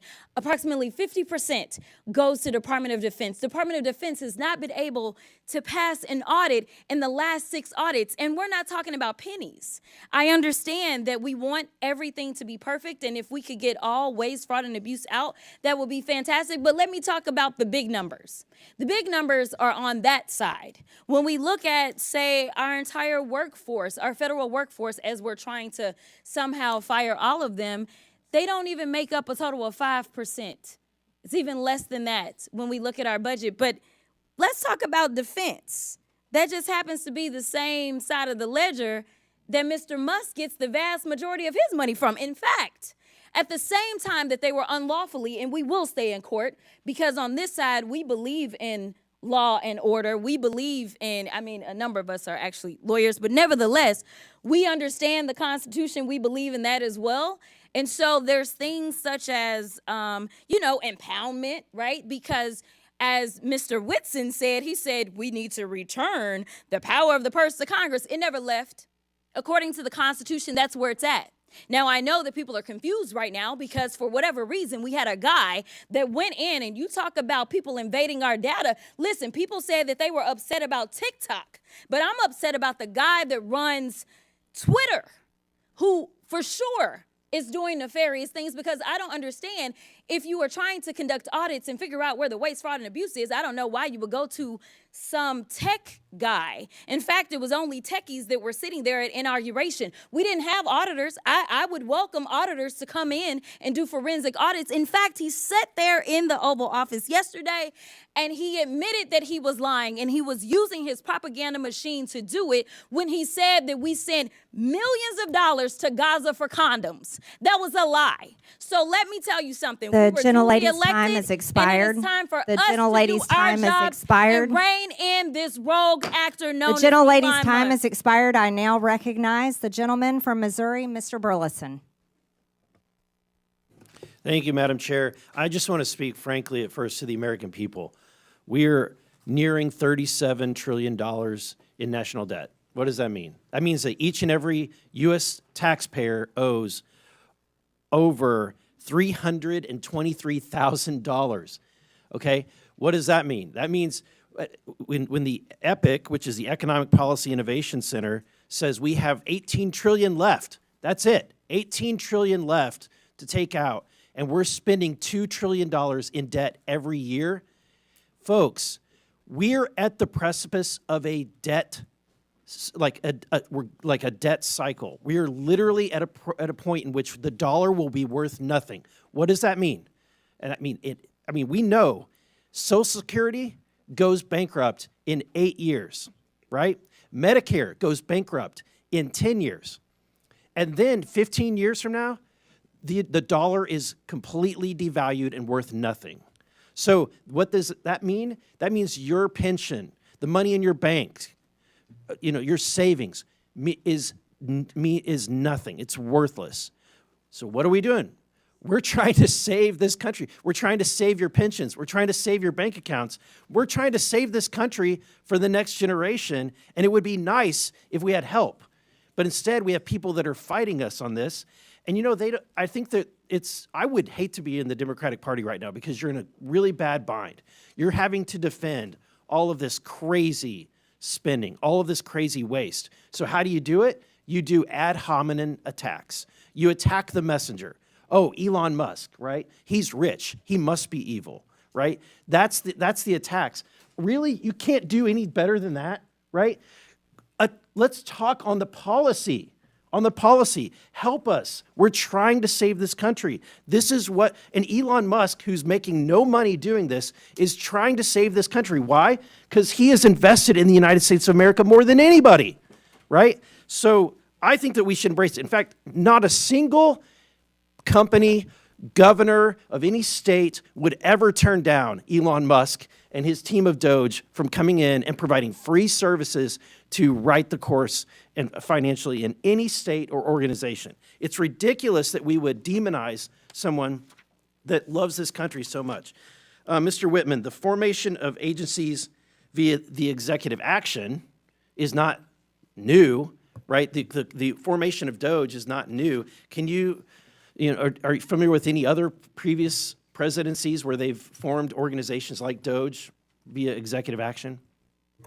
Yeah, so actually the agency that Doge is occupying is one that was created in a previous administration, so it is something that happens routinely.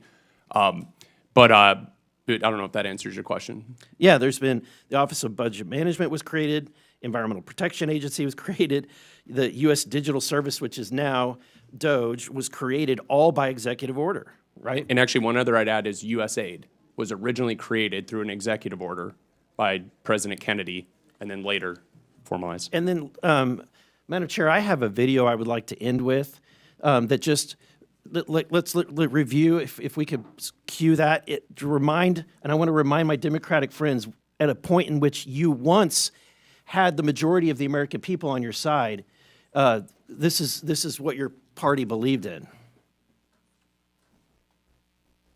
This report tells us how to cut waste, cut red tape, streamline the bureaucracy, change procurement rules, change the personnel rules, and create a government that works better and costs less.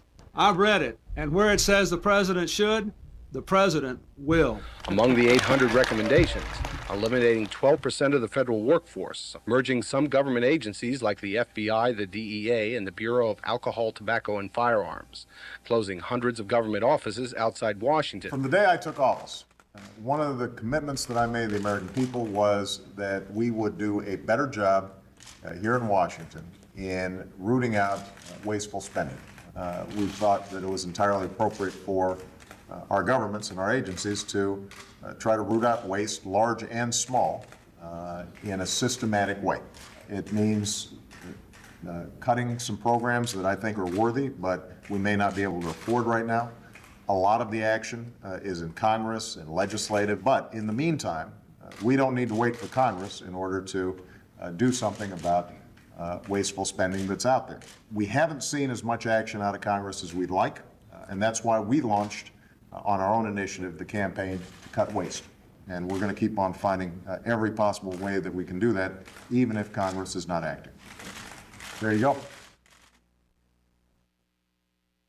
I think it speaks for itself. My time has expired. The gentleman's time has expired. Thank you. I now yield to the gentlewoman from the District of Columbia, Ms. Norton, for 5 minutes. Thank you. Our Republican colleagues and the Trump administration continue to demonize our friends and neighbors who work for the federal government and swear an oath to protect the Constitution and serve the public. Thousands of civilian federal employees have given their lives in the line of duty for their country. The administration seems intent on dismantling much of the federal government in violation of the Constitution, statutes, and regulations. And our Republican colleagues are letting them do it. They want to gut the nonpartisan civil service and to convert a significant portion of the remaining civil service into political appointees. Depriving the federal government of employees' expertise and experience will harm the services that the government provides to all Americans.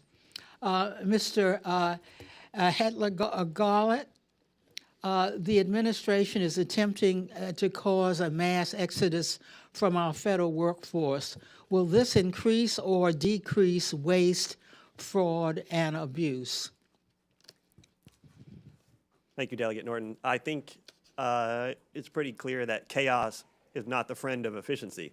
If you undermine the very functionality of the government, you're not going to make it more efficient. You're going to make it worse. And it's going to cost even more money to recoup or to fix things that go wrong in the interim. So again, I mentioned earlier that if you care about waste, fraud, and abuse, firing Inspector General doesn't add up. I think if you care about government being more efficient, intentionally creating chaos is the opposite of that. Well, Mr. Hetler-Garlett, do federal employees operate without oversight or rules and regulations?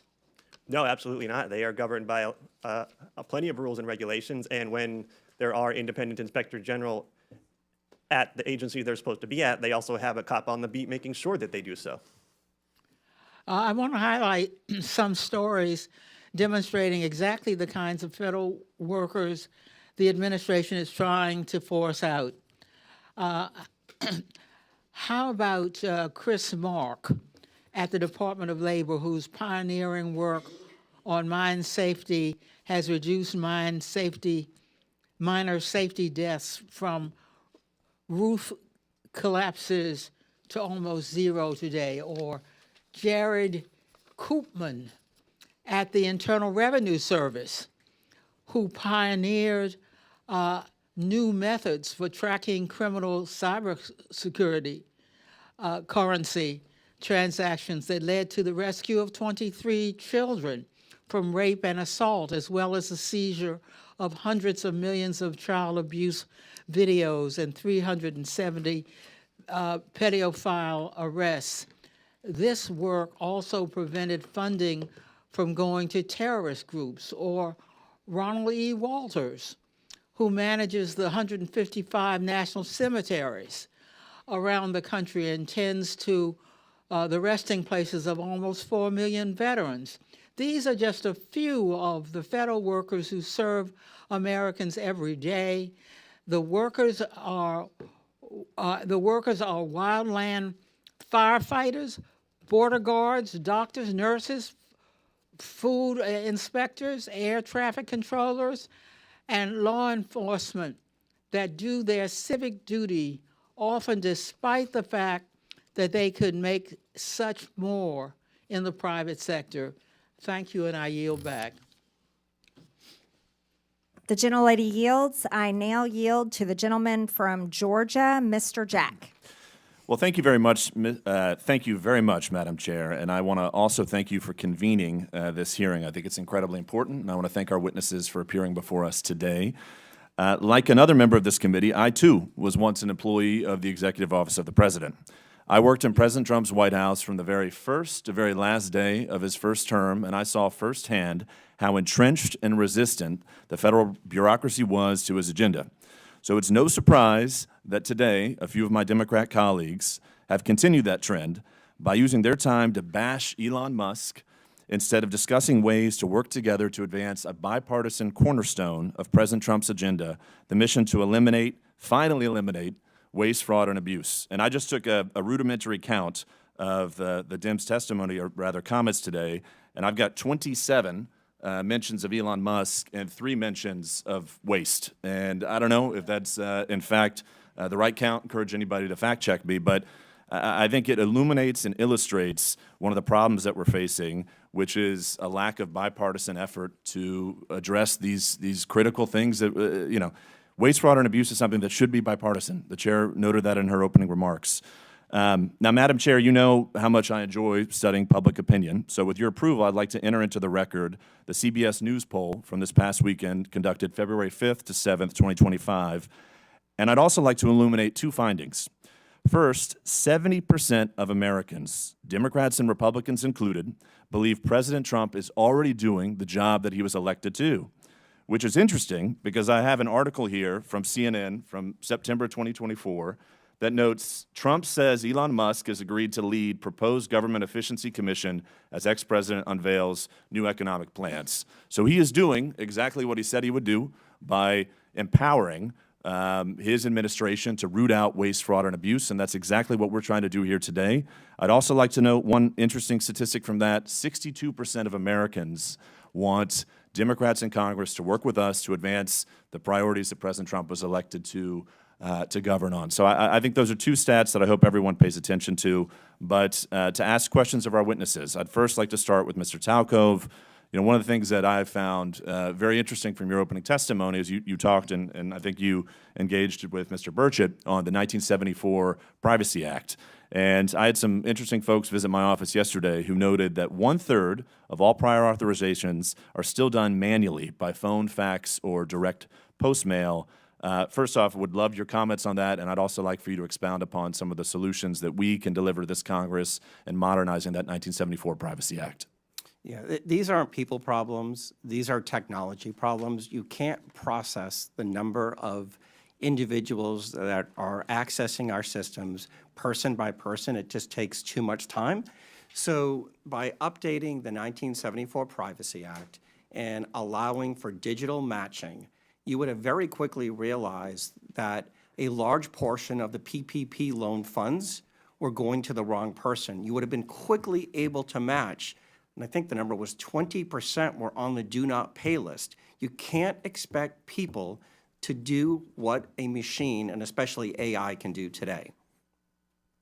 Fair enough. Thank you very much for that. And if I can also ask Mr. Whitson, I think we share a common interest, which is to move departments and agencies outside of Washington, D.C. It's something that I campaigned on, something that I helped President Trump effectuate in his first administration.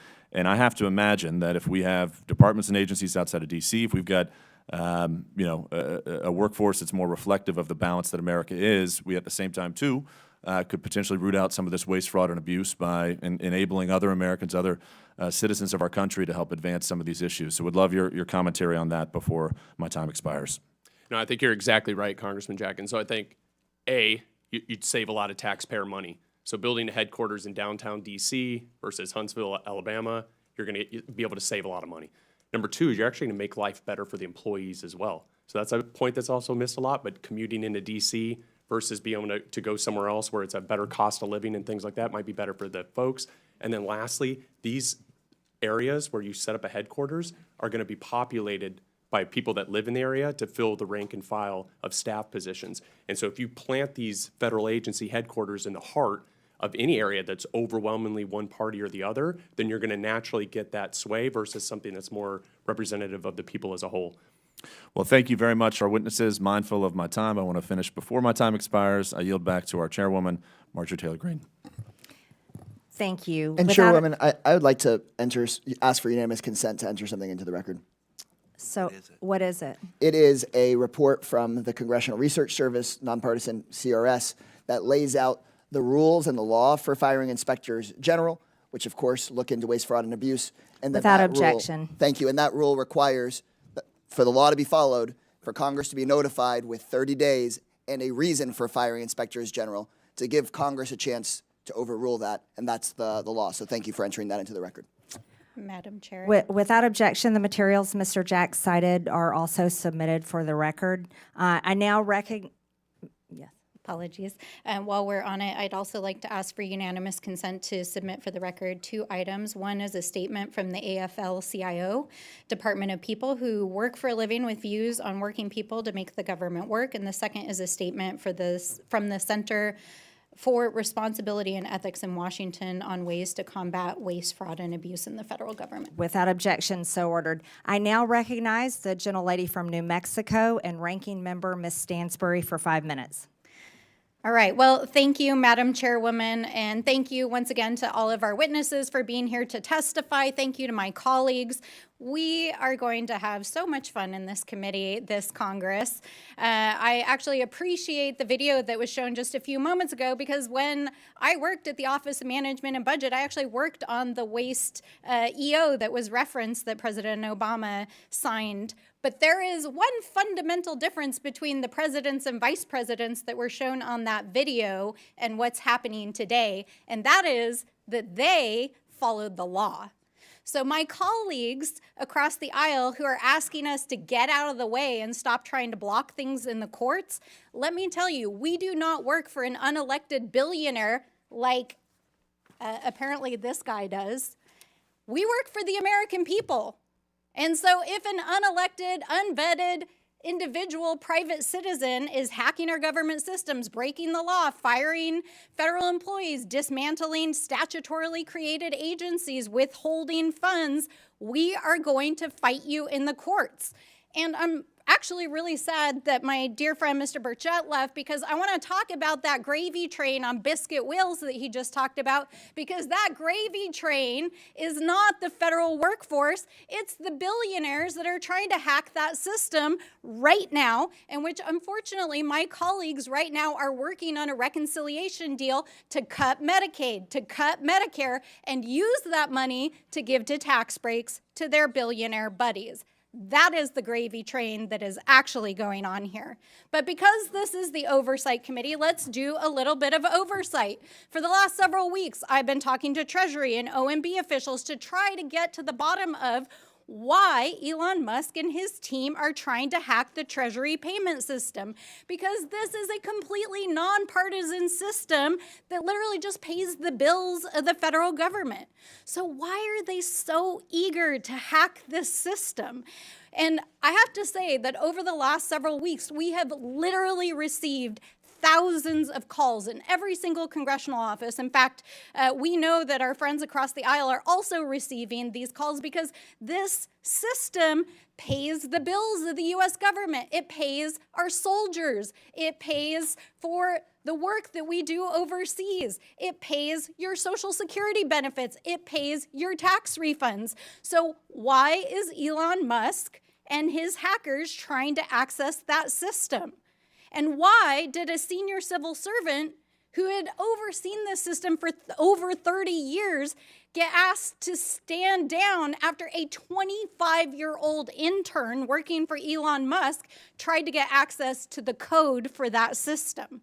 Now, thankfully, they were shut down in the court system, but Musk has installed, with the president's blessing, one of his Silicon Valley buddies, who I want to point out, in which the media has not paid a lot of attention to, is the CEO of a private IT company, including Citrix, that has millions of dollars in IT contracts with the federal government. And not only is he still operating as the installed Doge person at Treasury, he's actively still the CEO of this private company. How is that even legal? Is it legal? I don't think it's legal, because the federal court is trying to shut this down.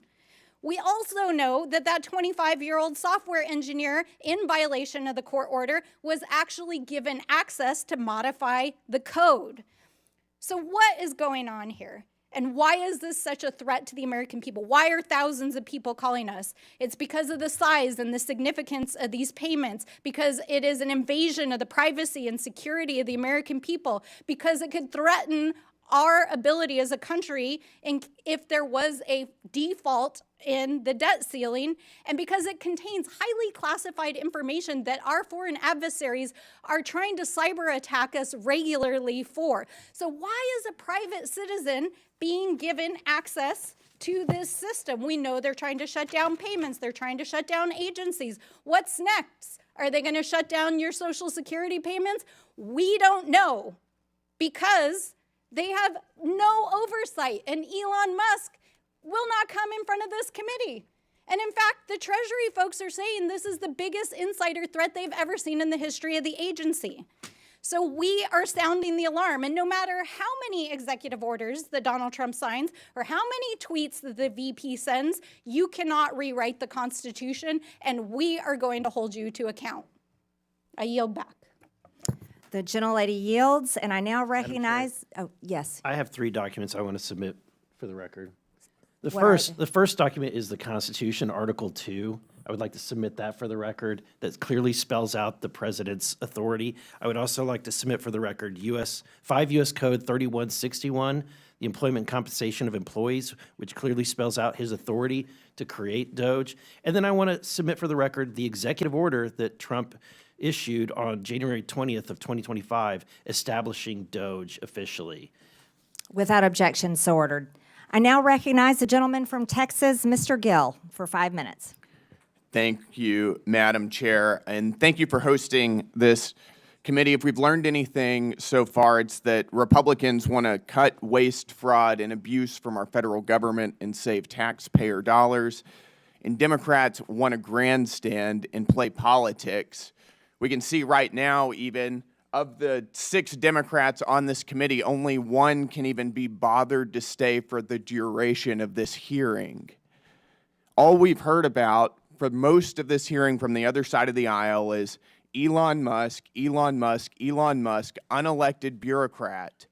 And I'd like to ask if Democrats really care about unelected bureaucrats making decisions over our lives, where were they whenever their god, Anthony Fauci, was forcing vaccine and mask mandates on the American people for 4 years during the, during the COVID crisis? Where were they whenever unelected Alejandro Mayorkas was facilitating the invasion of our country by illegal aliens who were murdering and raping and pillaging our people? Where were they whenever the Secretary of Education, unelected Cardona, targeted states and schools and people who were disagreed with his view of the radical left's transgender ideology? Where were they whenever Gary Gensler, former chairman of the SEC, also unelected, was lawlessly thwarting the development of financial markets, particularly in the crypto space, by lawlessly pursuing regulation via enforcement? They were nowhere to be seen because they don't care, because all of those things benefited their side of the aisle at the expense of ours. And perhaps that's also why they don't seem to be very interested in rooting out improper payments from our federal government. If you wonder why so many people are cynical about American politics, this is it. This is exactly why. The reality is that Elon Musk serves as an employee of the president, and we were given a massive mandate to carry out what he's been doing. His job is to carry out the will of the American people as expressed through the executive. That's exactly how the Constitution is supposed to work. The Constitution did not create an unelected, unaccountable 4th branch of government in the administrative state. The American people know this. My colleague Brian Jack discussed some of the opinion polls recently. We are doing, and President Trump is doing, exactly what he was elected to do. And that's why he's polling at a 53% approval rating, higher than he was at any point during his first administration. Even Elon Musk and his DOGE efforts now are polling at a 49% approval rating, which, just to point out, is 16 points higher than President Biden was polling at whenever he finished his term in office. The Democrat Party has for decades systematically grown and weaponized the administrative state against the American people, and the American people have had enough of it. Right now, we're talking about $2.7 trillion in improper payments since 2003. We're uncovering what could be the biggest money laundering scandal in American history. And the other side of the aisle could care less. They have no concern about where this money went, to what entities it went, to what governments, to what people or groups, nothing. All they want to talk about is Elon Musk incessantly. So it does make me wonder, if they don't care about where it's going, do they have an idea? Because what we've uncovered so far is that so much of the waste, fraud, and abuse of our federal government is actually funding their side of the aisle. It's funding media outlets that are running cover for Democrats routinely. The NPR, PBS, the BBC, Politico. It's going to fund left-wing NGOs that are facilitating the invasion of our country. It's going to fund left-wing transgender activism and sex changes all over the globe. This is money that's being used, taken from the American people and used against their interests. If you care about rooting out waste, fraud, and abuse, we should be serious about this. I'm very excited to be on this committee. I'm excited to expose what's being going on. Thank you, Madam Chair, and with that, I yield. The gentleman yields. In closing, I want to thank our witnesses again for their testimonies today. I now yield to the ranking member for closing remarks. Thank you, Madam Chairwoman. Well, I never thought so many conspiracy theories and wild accusations could be wound into one 5-minute speech, but I appreciate my friends across the aisle. First of all, let's talk about this massive mandate that supposedly brought Donald Trump into office. Donald Trump did not run on putting an unelected billionaire in charge of dismantling the federal government. He ran on lowering prices for Americans. And I think it's interesting that while we're sitting here this morning, the top of the New York Times is reporting that inflation has risen unexpectedly as food and energy prices have soared. What's going on, guys? I thought you were going to tackle inflation and food and energy prices. Isn't that what the executive orders were supposed to do? Oh, wait. Or is dismantling diversity, equity, and inclusion in our federal agencies and putting an ideological agenda and trying to fire the federal workforce your actual agenda? Have you been too busy trying to actually address the fiscal health of this country? Because the numbers are telling us that you have. So let's be real about what's going on here.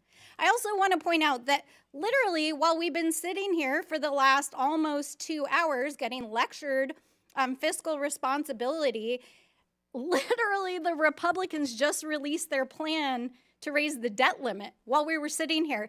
And they want to raise it by $4 trillion. Okay, guys, like literally, I'm just like without words. Inflation is going up. You want to raise the debt ceiling by $4 trillion. You want to gut Medicare. You want to gut Medicaid. You're talking about going after Social Security after promising that you wouldn't. I mean, really, what the heck is going on here?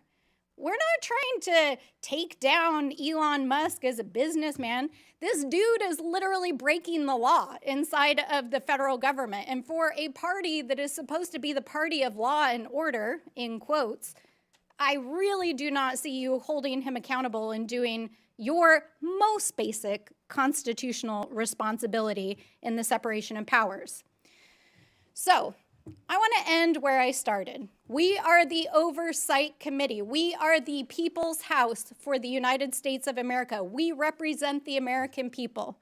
And so, Mr. Elon Musk, if you would like to appear in front of the Oversight Committee, you have been duly invited. Please, come tell us what you're doing. Come testify in front of the American people. And please, come hold yourself to account. With that, I yield back.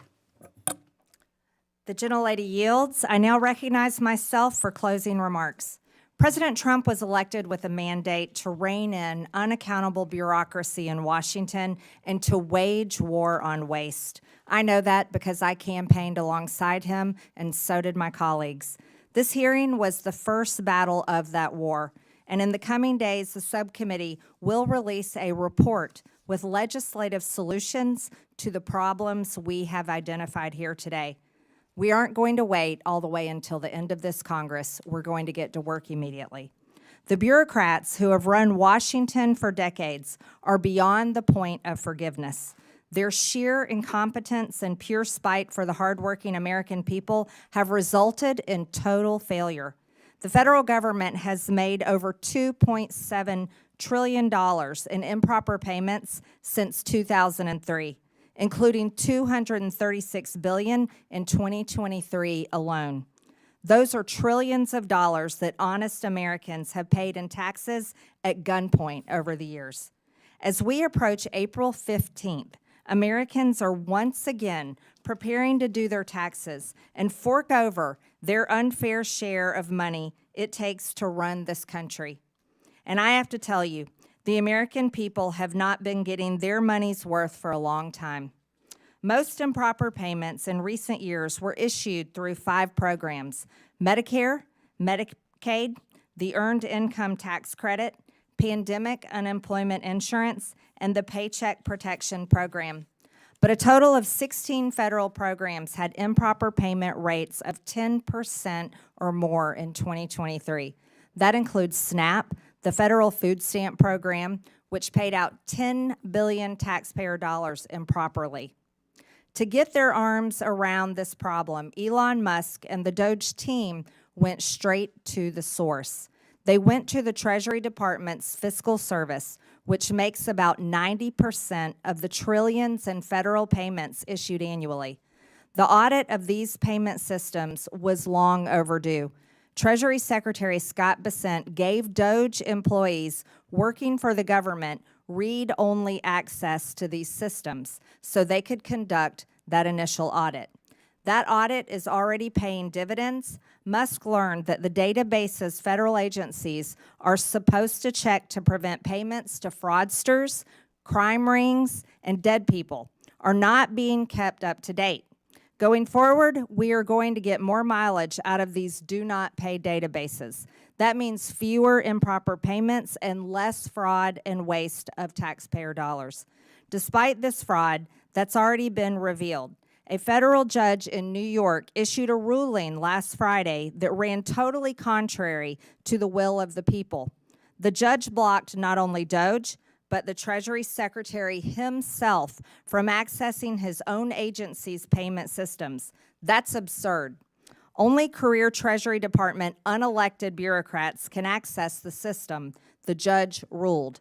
This turns the Constitution on its head. We will hold this judge and others who try to stop the will of the people and their elected leaders accountable. As is written in the Federalist Papers, the judiciary has no influence over either the sword or the purse, no direction either of the strength or the wealth of the society. It may truly be said to have neither force nor will, but merely judgment, and must ultimately depend upon the aid of the executive arm for the efficacy of its judgments. But the whole DC swamp is freaking out that the unelected officials from Doge were allowed access to these systems. That makes no sense. Federal judges were not elected. The Treasury bureaucrats were not elected. And they have failed to fix the problem that is enabling American taxpayers to be robbed. So why not bring in skilled outside experts like private companies and private citizens who are successful in the real world to do everyday work that we need to get done here, like audits? Of course, federal payment systems are only one link in the improper payment chain. We need to look at other links in the chain. We need better front-end identify verification to screen out fraudsters, and we need to close eligibility loopholes. That means not letting applicants self-attest to their own eligibility. And it means ending categorical eligibility, which lets someone who fraudulently qualifies for one federal benefit automatically get other federal benefits. Finally, we need to better coordinate fraud prevention efforts between federal governments and the states. These are all issues that we will be taking a hard look at in this committee and coming up with solutions to, including legislation and referrals to committees of jurisdiction that will deliver for the American people. With that and without objection, all members have 5 legislative days within which to submit materials and additional written questions for the witnesses, which will be forwarded to the witnesses. If there is no further business, without objection, the subcommittee stands adjourned.